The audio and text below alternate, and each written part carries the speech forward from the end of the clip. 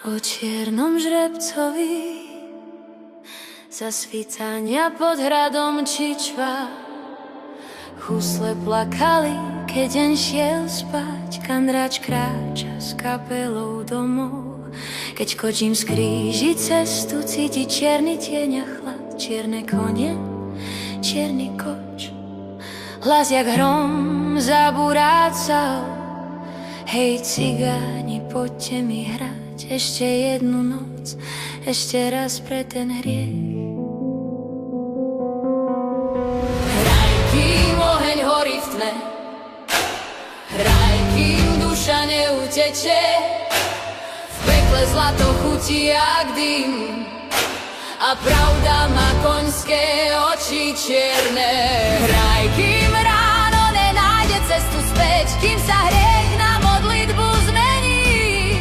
Lebo kto raz videl čierneho žrebca, ten pokoj v srdci už nenájde.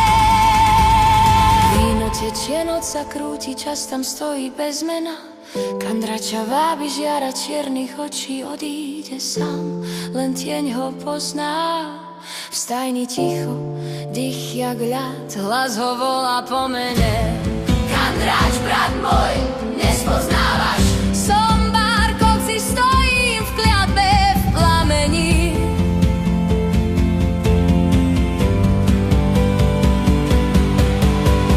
Hraj, kým oheň horí v tme, hraj, kým diabol počíta čas.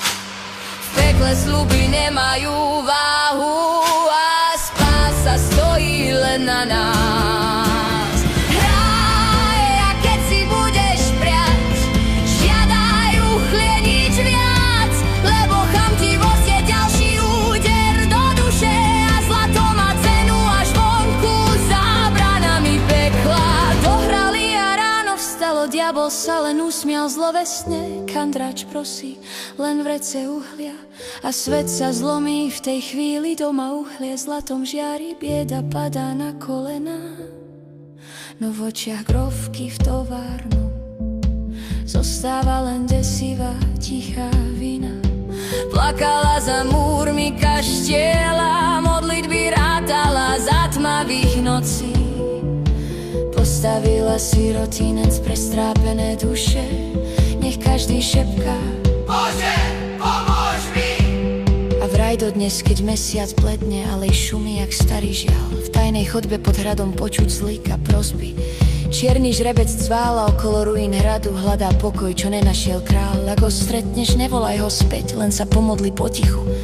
Lebo nie každá kliatba bolí hlasno a nie každý hriech zomrie v hriechu.